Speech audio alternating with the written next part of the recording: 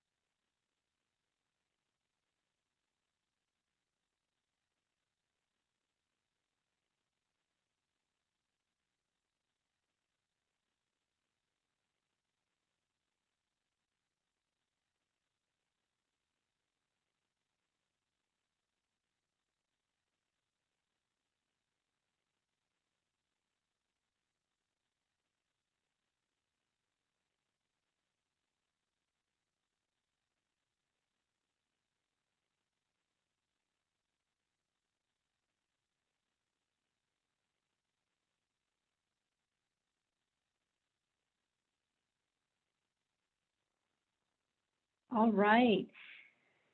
Well, good afternoon and welcome everyone to today's webinar, Redistricting Advocacy 102, everything you need to know about SB 177 and its impact on local redistricting in Georgia.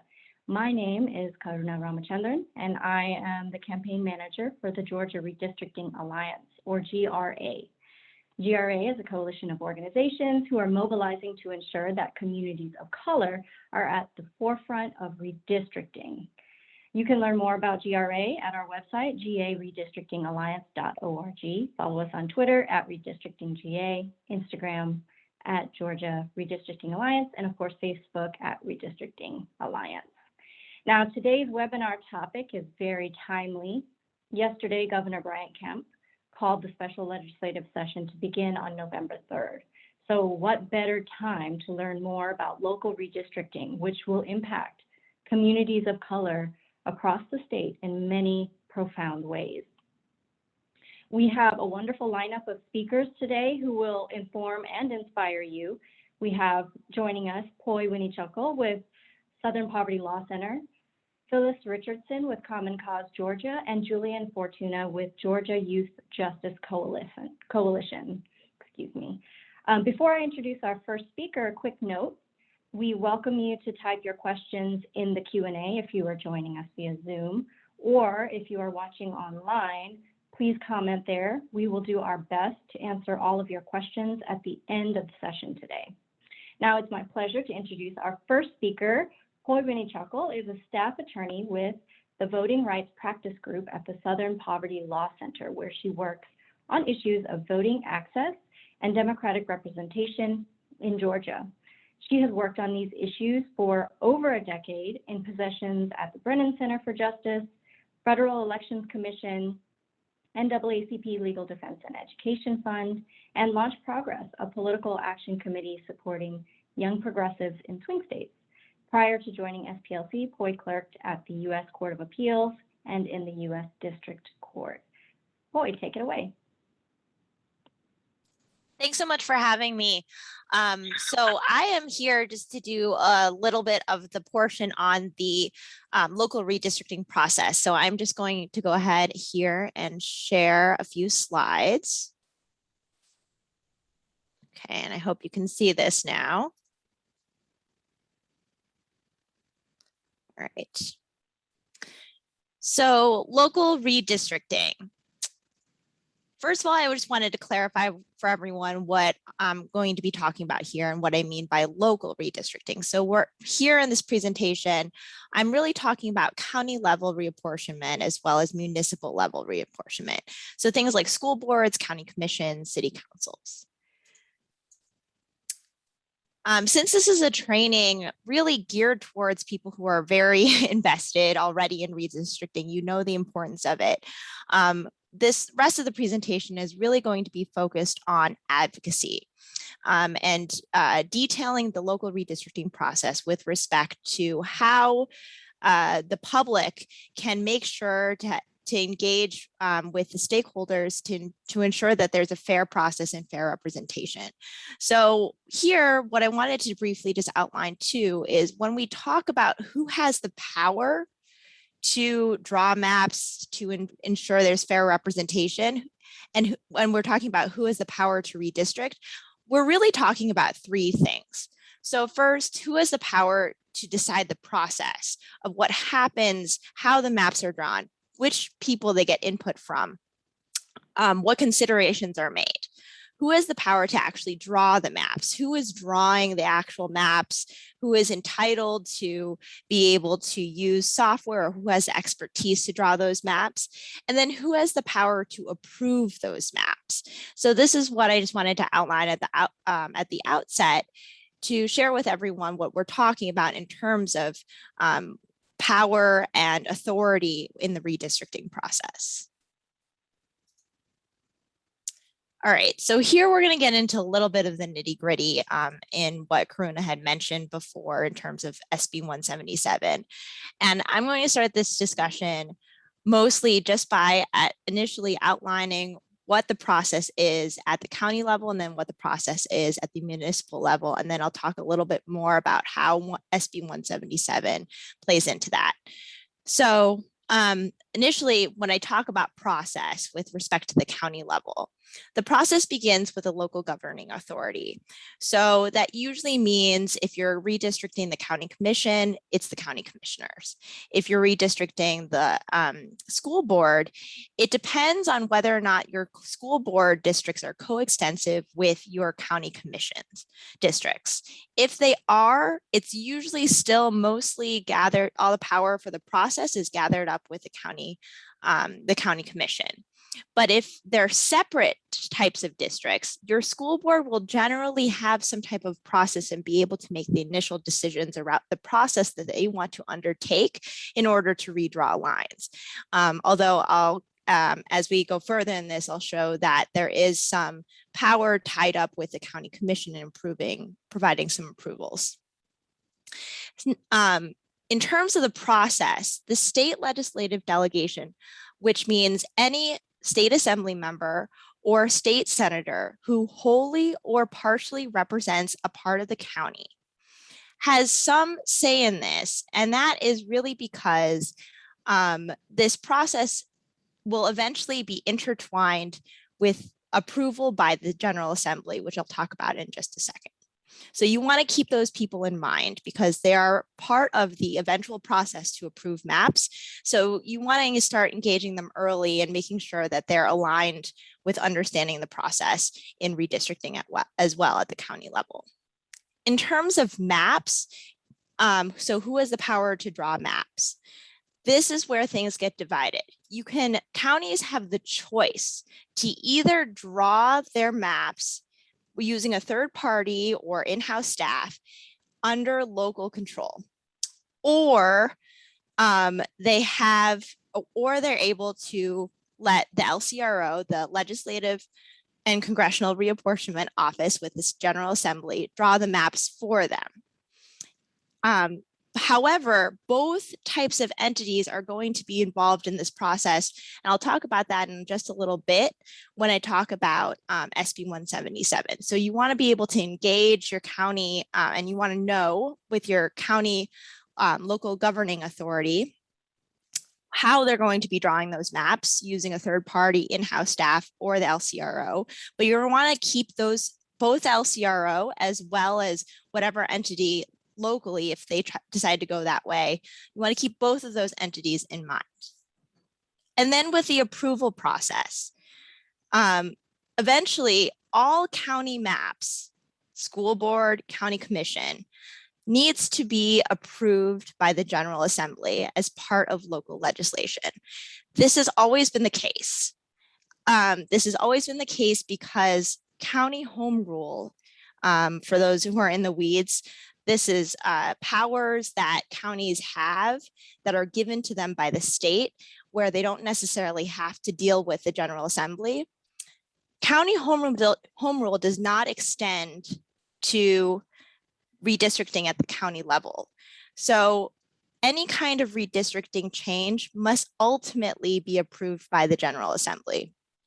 And the people involved in that approval are the local governing authority. So again, your county commission or school board or both, your state legislative delegation, and then of course, members of the General Assembly who sit on the various committees on local legislation, and the members generally who have to eventually approve the law. At the municipal level, it's a little bit different. And this is because home rule, again, what I just talked about in terms of localities having individual power separate from the state legislature, cities have home rule that they can decide their own districts. It does not need local legislation through the General Assembly to approve new lines.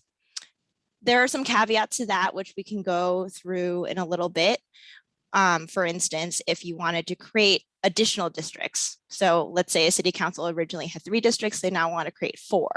That kind of thing, or the changing the mechanism of elections, moving from at-large elections to single-member district elections, that's the kind of thing that needs to go through the General Assembly through local legislation. But if you're just redrawing the maps for the same number of districts, that does not need to go through the General Assembly.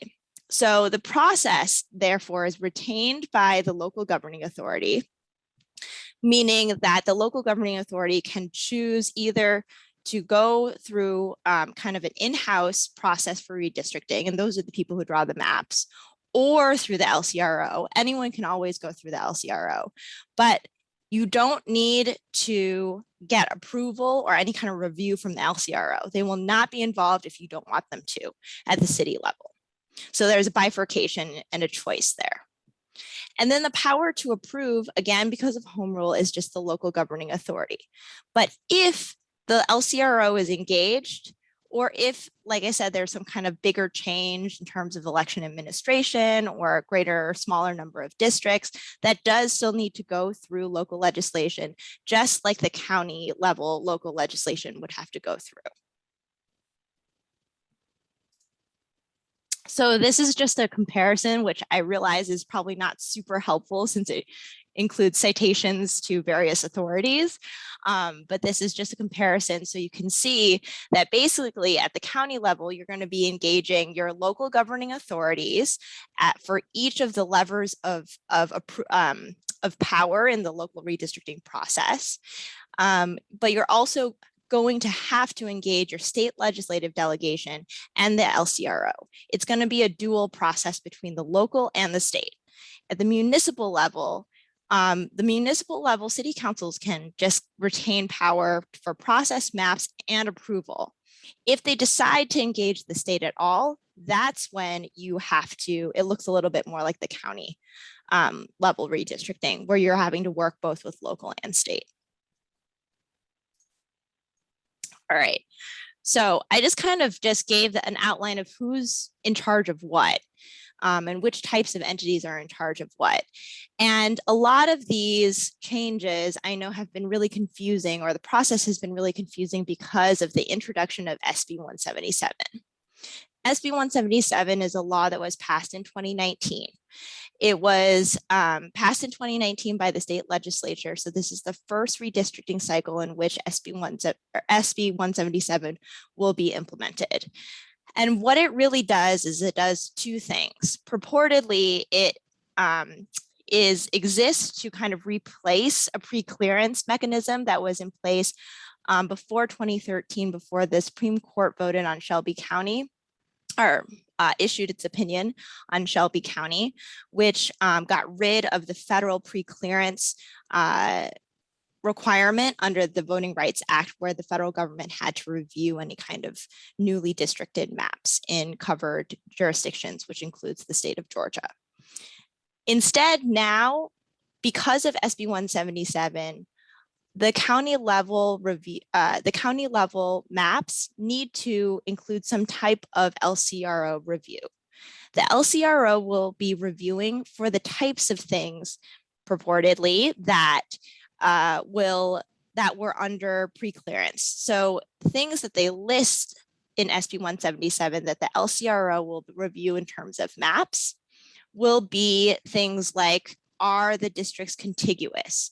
Are the districts following major jurisdictional lines like county lines? And these are kind of the general things that we would expect to see that are legal and constitutional requirements.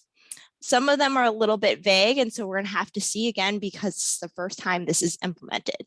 But that's the major change, is that when you start to draw maps at the local level, there is some level of review that the LCRO needs to go through. And again, this mostly applies to the county level because there's not home rule that covers the county. And then still, again, like I mentioned before, this will mean that there is some kind of interaction between the local governing authority and the state legislature to make sure that that when maps are drawn at the county level. All right, so I know this is a lot of things, but I think that when we're thinking about who has the power to redistrict, there are a few different considerations to make when you're thinking about the specific, when you break it down into process, maps, and approval. So in terms of process, because there is, because the local governing authority has control over the process, we as advocates and activists have the ability to influence that type of process and to see the transparency and public process that we really want. So an example of that is we can direct our, we now know, because the local governing authority is in charge of that, we can direct our advocacy towards them to ensure that there is a transparent process with significant public input. An example of that is the GRA resolution that I think Ms. Phyllis is going to be talking about a little bit later in this presentation. So we have opportunities to advocate for that. So that's one consideration to make when you're advocating for a process. Another consideration that local governing authorities should make is timing. So if they're in control of the process, they should consider some things like candidate residency requirements and qualifying periods, or if there are other city charter or municipal statutory requirements that, and then work backwards from those deadlines. This is just a practical consideration because if you're redrawing the districts and a candidate doesn't have, and there's confusion about whether or not a candidate qualifies to be on the next round of ballots, that could create a lot of frustration and confusion in election administration. In terms of drawing maps, a consideration to make, and maybe this is the most important one considering SB 177's new implementation, is whether the locality wants local or state control. What this means is because localities have a choice, especially at the county level, right? They have a choice whether they want to draw maps in-house or contract with a third party to draw those maps, or just let the LCRO do it. They basically are deciding between whether or not they want to retain local control and be able to draw their own maps, or they want to give that control to the state, to a state body, to be able to draw those maps. So that's one consideration to make. Another consideration to make, and I'm actually going to jump to the third one here, is funding. And these are considerations that advocates would want to make as well when trying to figure out, when to advocate for local or state control.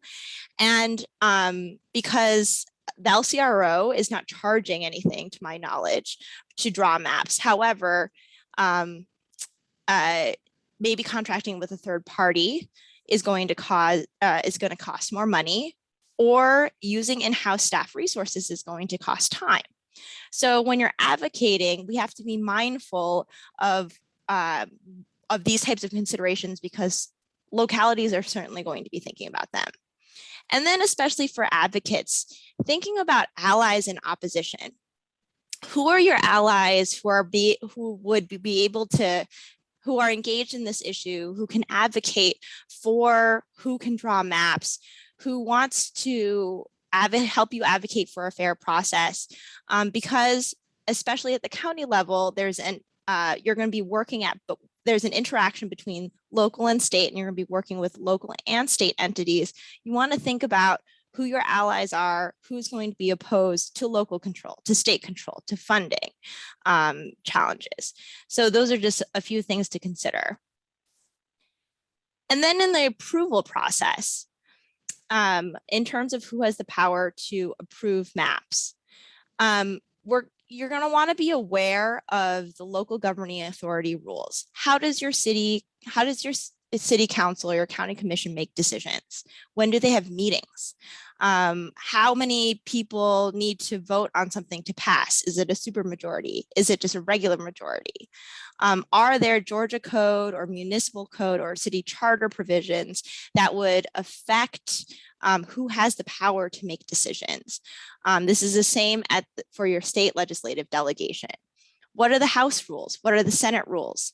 And these are things that I think are a little bit more complicated, and I'm happy to go into further. I just don't have time today to do that. It's a little bit wonky, but especially for advocates who really want to get in the weeds and know who exactly has the power and the levers of power to make these decisions to approve the maps, I'd be happy to work with you on that as well.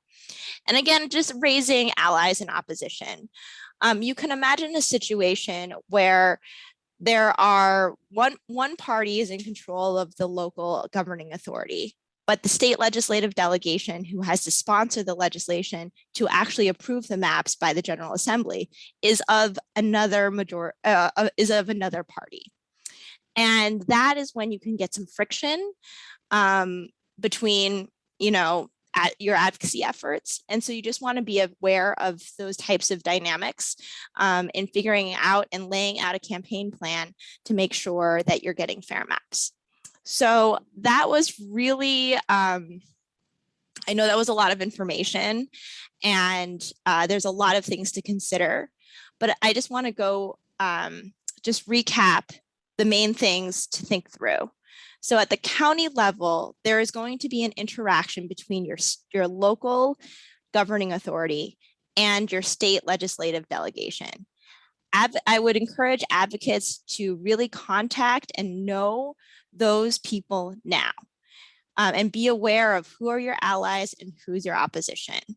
And then to really consider, in terms of where you can influence redistricting at the local level, who's laying out the process, who's going to be drawing the maps, and who has the power to actually approve those maps. And those are going to be your targets in terms of advocating for fair process and fair maps. At the local level, and that's municipal, so city council, there's going to be much more control and local control over this process, but you should still engage with your city council members, your municipal elected officials, so that they're aware of this process and the vulnerabilities that could occur as part of this process. So that was a lot of information. So I want to just encourage folks to really get in touch. Please email me any question. There's no question too small or repetitive or simple. I think this is the first time that there's SB 177 is going to be implemented. So there's a lot of confusion and questions. And I would especially encourage you to talk to your elected officials. It's really important that they get this process right. And to do that, you need to have the knowledge and tools to be able to educate them. And I'm happy to serve as a resource to do that. So I think that is really it for my presentation here. So I am happy to yield the floor back to Karuta. Thank you so much, Poi.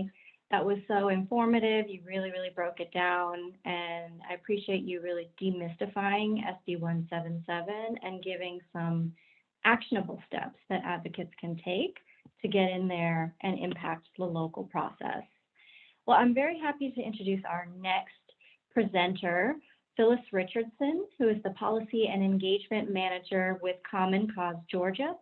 Phyllis has 30+ years of experience in local, county, and legislative government. As a community organizer, she has worked with Planned Parenthood, ACLU Georgia, Women in the Hall Citizen Lobbying Group, and she lobbied members of Congress on behalf of Women's Action for New Directions, or WAND. As the ministry leader of New Jerusalem Baptist Church, she organized its first candidates forum in 2016 and organized a virtual event called Protecting Our Vote, Stop the Suppression, with over 300 attendants. And very interesting, she was one of the co-organizer of Gwinnett's very first Souls to the Polls event in 2018. Ms. Phyllis, we'll pass it on to you.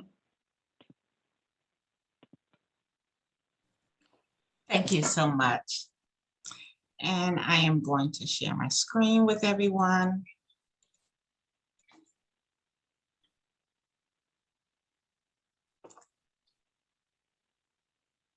Let's make this a little bigger so everyone can see it there.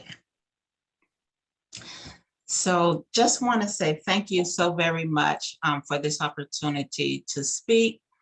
And as Poi mentioned about the home rule, just want to say, you know, what is home rule?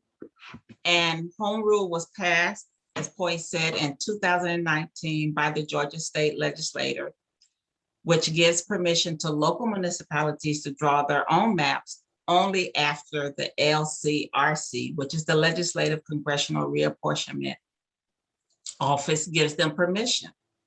You say, I can draw my own maps only after I ask for permission?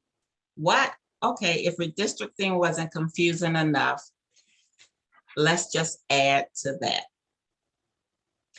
One of the things that we are doing to really move things forward is we want to make sure that Georgia home rule redistricting provisions are understood, best practices in municipal redistricting, the impacts, and outstanding questions. And so as part of the home rule guidelines, we are moving forward with pushing a resolution to help municipalities move forward on their map drawing. Each municipality has the ability to draw their own maps, and we have 159 county boards of commissioners, 159 board of education, independent boards of education, and multiple authorities that can draw their own maps. Local government entities may request that the LCRC draw district maps, or they can have the government draw their own maps. With the resolution and the push for the resolutions in those communities and municipalities, we are asking for fair and transparent map drawings that involve communities of interest, so that they would be able to add their request or how they would like their communities to look. And so the process of the LCRO is they must comply with federal and Georgia constitutional requirements. They must comply with the Federal Voting Act of 1965. And rather, these plans divide current precincts in a way that could compromise voter anonymity. In addition, plans must leave geographics unassigned, and rather those plans maintain courteous geographic features. Once approved, the LCRO will issue a certification to the local entities, and those local entities vote to adopt the plan and submit to the General Assembly. The LCRO prepares legal description of plan to submit to office of the Legislative Council. If those plans are not approved, you have other ways of getting them approved, but once they are approved and there's no technical issues, then they will notify the local government that their maps are ready for the members of the General Assembly. Local government entities may choose either to have the LCR make those corrections, or the original preparer can make those changes. If the original preparer makes the corrections, it must be resubmitted back to the LCRO for review. And some of the criteria that have to be met, like mentioned before, is the compliance with the Federal Voting Rights Act of 1965. And in addition, we ask that protection of communities of interest be incorporated in those map drawings, as well as prohibit any partisan gerrymandering. And some of the best practices for local redistricting are,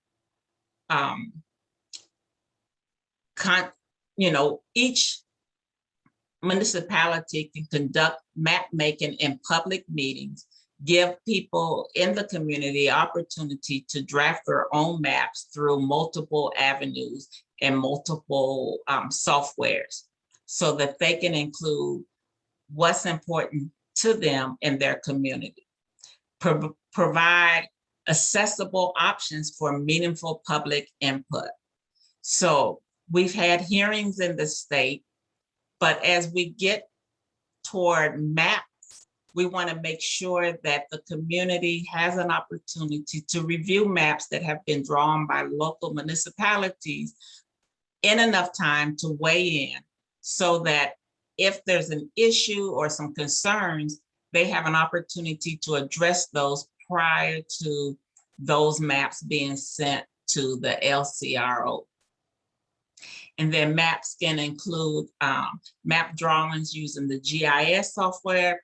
Make sure to include Voting Rights Act and communication and outreach. And by doing this, you will make sure that local entities have a direct impact on the daily lives of the citizens that they represent. And poorly constructed maps can impact voting precincts. And so currently we have a resolution that we are trying and moving forward with, getting municipalities to adopt, therefore making sure the citizens of that district are represented fairly, and that we don't end up with any cracking and packing in communities that can have an adverse effect on those communities. In addition, by passing this resolution, which will involve all of the community and citizens' participation in helping to stress the importance of passing this resolution, we are hoping that this process will be a fair and transparent map drawing, so that there are no issues as we move forward. and some of the outstanding questions that could arise if maps are not drawn correctly can lead to many issues. And then we also want to know, does the LCRC have sufficient resources to draw maps for approximately 1,000 entities? And if not, how will the General Assembly address the need? Those are things that we need to have discussions about early so that we can make sure that we address these issues. And then we also need to know, what is the timeline? How long can municipalities expect to review or draft their own maps, including the input from community members? And how will the LCRC determine compliance with those criteria, particularly the protecting the anonymity of voters? We want to make sure that as we move forward, voters are not impacted in a negative way by the maps that are being drawn by municipalities. And if those municipalities do not draw maps, we want to make sure at the state level that maps are not drawn that will have an adverse impact on the citizens of that district. And in the event that the LCRC is drawing the map, will there be opportunities for the public testimony review of those maps? And we want to make sure that at each step of the way, that the community has an opportunity to voice their opinions, both at the local level and the state level, and making sure that all public input is incorporated into map drawing decisions. And with that, I will end my presentation. And if anyone has any additional questions, please feel free to ask. Wonderful. Thank you so much, Phyllis, for that informative presentation. We really appreciate the breakdown of the resolution as well. That resolution language is available to all of you. We can certainly share out the link to the draft language to folks who have registered for the webinar today as well. But as always, please reach out to the advocates who have been presenting today to get some assistance with advocating for that local level process. Next up, we have Julian Fortuna, who is the Georgia Young Youth Justice Coalition, County Coalition and Redistricting Director. Julian is a youth organizer and freshman at the University of Georgia. Julian organizes at the intersection of youth engagement and democracy, leading teams focused on state legislature advocacy, redistricting, education reform, and building long-term youth organizing power in Georgia. When he's not organizing, Julian loves to play flamenco guitar and pet his cat Griffin. Julian, I'll pass it to you. Awesome. It's true. I do love to pet my cat Griffin. He's very cute. So yeah, thank you for having me. Like Karuna said, I'm with a group called the Georgia Youth Justice Coalition. We are a coalition of young organizers who have been working to mobilize and engage young people in various aspects of the political process for a while now. One of those recently that I've been particularly involved with, like Karuna said, was redistricting, and specifically how we get young people involved in the redistricting process. When we approach redistricting discussions, like we've heard on here, it's a complicated subject, and it can be difficult sometimes to understand how it is that you make a difference, especially as a young person who might not even be able to vote. What we have tried to do, and I think what's incumbent on everyone here who is a leader in their area, their organization and who's working with redistricting advocacy, is to make the process as accessible as possible and to speak in the terms of the values that redistricting kind of represents, right? This is an opportunity for us to secure a representative government, a livable future.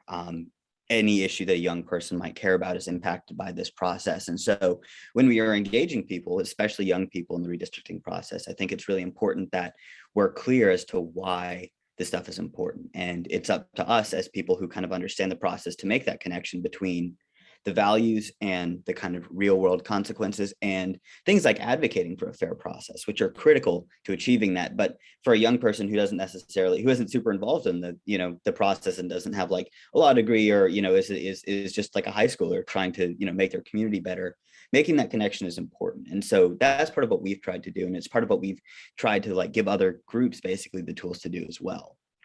Now, I think for any young people who are watching, I would reiterate that point that like redistricting is the intersection of any issue we might care about. And what we've talked about here is perhaps an even more local version of the redistricting process writ large. So what we're talking about now is not only the intersection of every issue, but we might care about, but the hyper specific intersection of all those issues to communities, school boards, city governments, things like that. And so a lot of the work that we're doing right now actually centers around that idea. Young people can't vote in school board elections, despite the fact that it's one of the most impactful elections that young people experience. It determines how the people who make decisions for where they spend 7-8 hours of their day, 5 days a week, are elected, and it determines how they're represented. And so ensuring that we have a way to engage young people in that process specifically is really important. And it's something that we are working to do right now.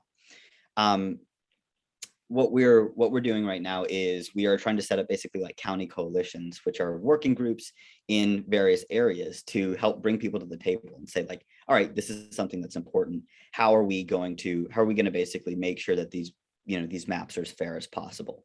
And so when we're doing this, and I'll go through kind of the list of targets, the list of like target counties that we're focusing on, if anyone is interested in connecting with them.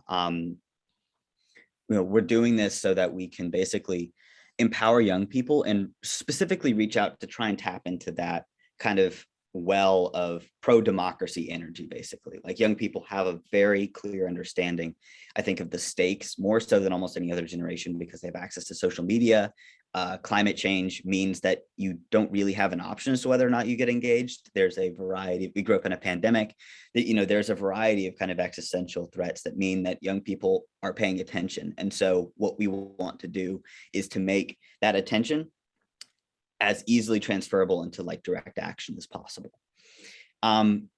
So with all that being said, some of the areas that we're focusing on: Cobb, Gwinnett, Fulton, Forsyth, and Athens-Clarke County. These are all areas where we are working to stipend pay young organizers to, like we said, convene coalitions to bring groups to the table, not reinvent the wheel, but to bring groups who already do this work to the table so that they can, basically put forward the most fair and representative maps they can.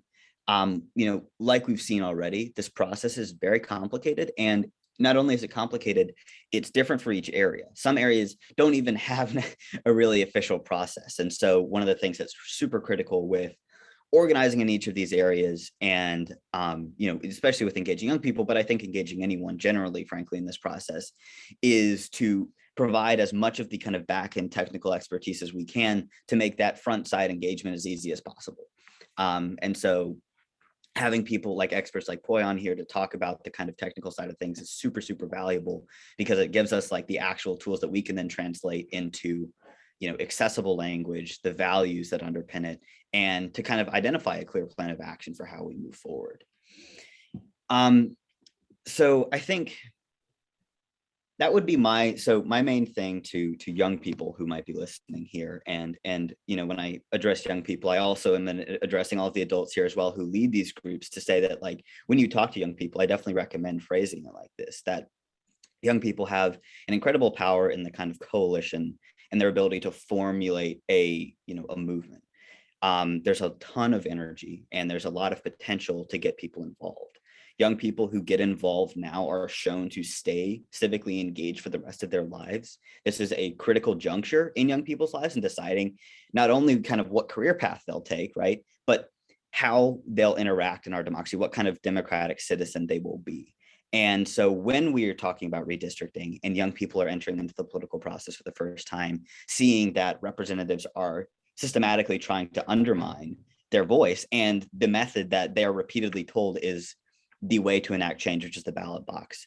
It's destructive, and it's really important that we fight back against that disillusionment to say that, no, this is the way. We can have a better process, and we can have a better way of engaging with these issues.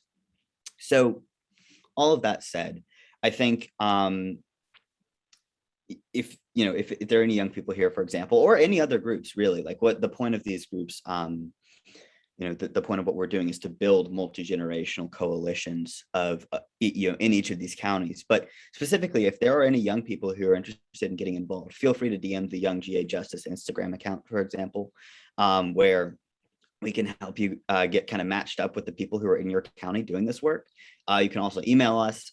We have a bunch of stuff in our link tree, but would definitely encourage anyone who's interested, be it groups who have been who are in these communities already that we want to bring to the table and empower, or if you're a young person who just wants to make a difference and cares about this stuff, highly recommend reaching out. We have focused on for a long time making sure that young people are empowered in this process, and there's a lot of really pretty simple ways to make your voice heard that, if we all do it, can have a big impact.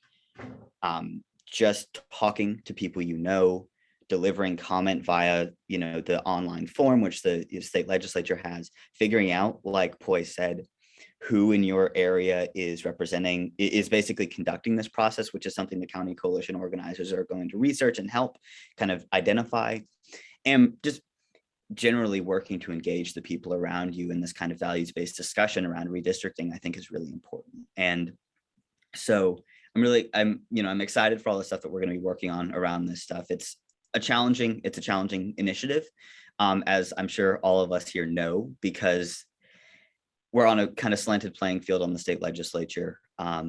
There are not a lot of protections for the kind of fair maps that we're looking to see. And on the local level, there is not a standardized process. And so we have to be flexible as to how we advocate for things. And we have to be adaptive in how we engage the people in these communities and the young people that will be the future of this movement.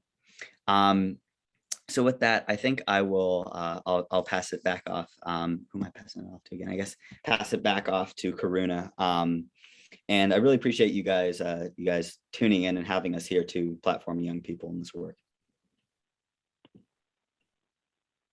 Awesome. Thank you so much, Julian, for sharing that. It was very inspiring, and I hope that young people and not young people alike are listening in and are inspired to join in whatever way that they can in this important fight. And I love how Julian describes this as that critical juncture where folks need to get involved, not for now, but also for the future. So now we're going to move in to question and answer. We welcome you all to drop your questions in the chat. Feel free to comment on Facebook, and we'll pick up your questions there. But I did want to pose a question to folks. We learned a lot about SB 177 and the local process. And how do you recommend, for folks who are listening, advocates, community members who are listening and thinking, wow, I'm not sure if my local elected officials know about this. I'm not sure if my school board members know about this information. What would you recommend that they do? How should they start to kind of get in there and help their local elected officials and potentially impact the local redistricting process?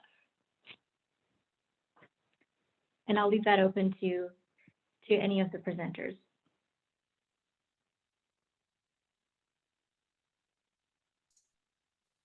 I'm happy to start.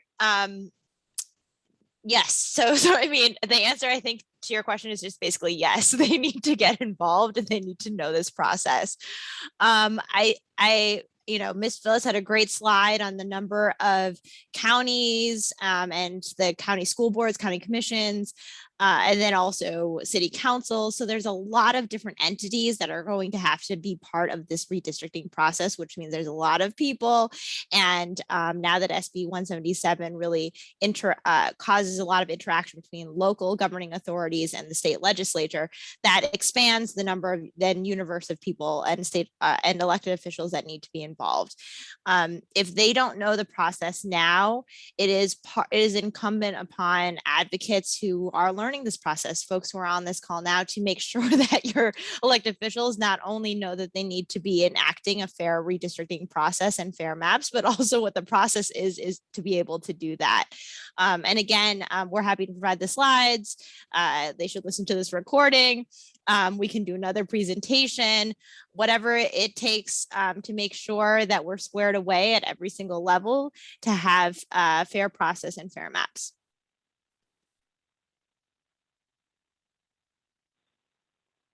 Great, thank you so much. And we have another question in the chat asking if there's any efforts that you all know about to submit communities of interest maps to counties, and how could that be useful in some of this local redistricting process that we've been discussing today?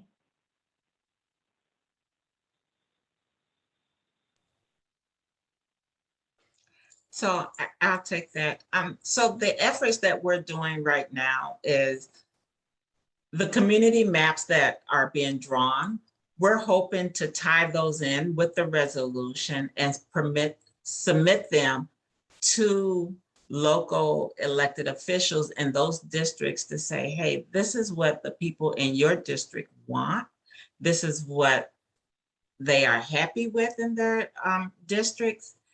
And how can we tie their maps that they have drawn into the maps that that the local entities will be drawing and submitting to the LCRO as part of their process. And again, that ties directly into, passing these resolutions at the local municipalities, really requesting and urging that we have fair maps and that they're transparent and that they involve, community input.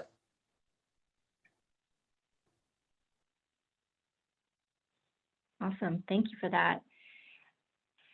We have another question about municipal redistricting, and when does this need to be approved? Is there a timeline for that?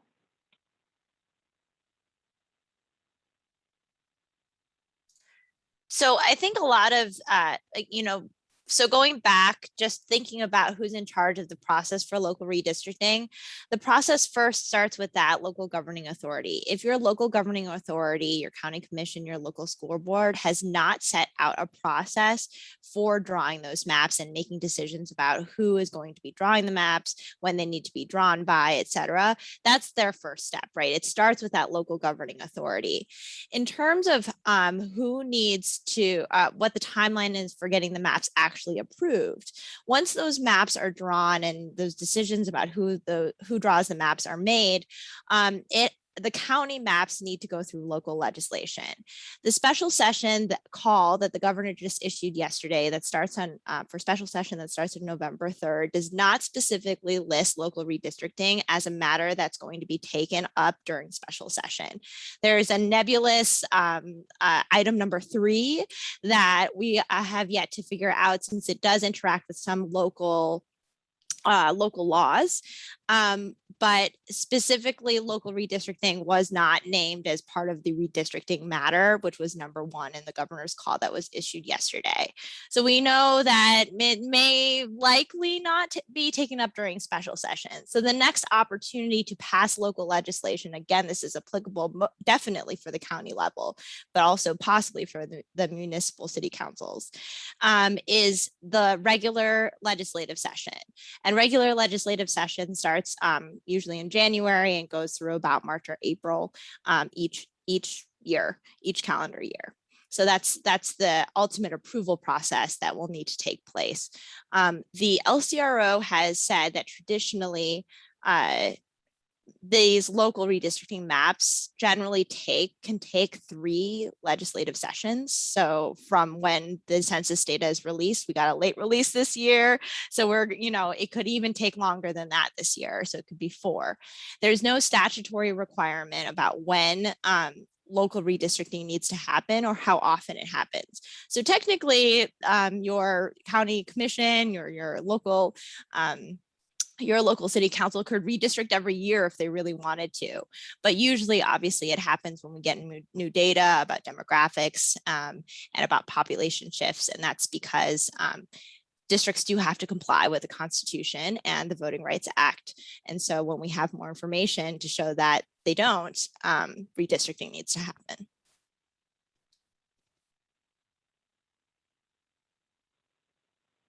Great, thank you for that response, Poi. We have one more question in the chat about challenging local maps. And can groups, advocates and community groups actually challenge local maps?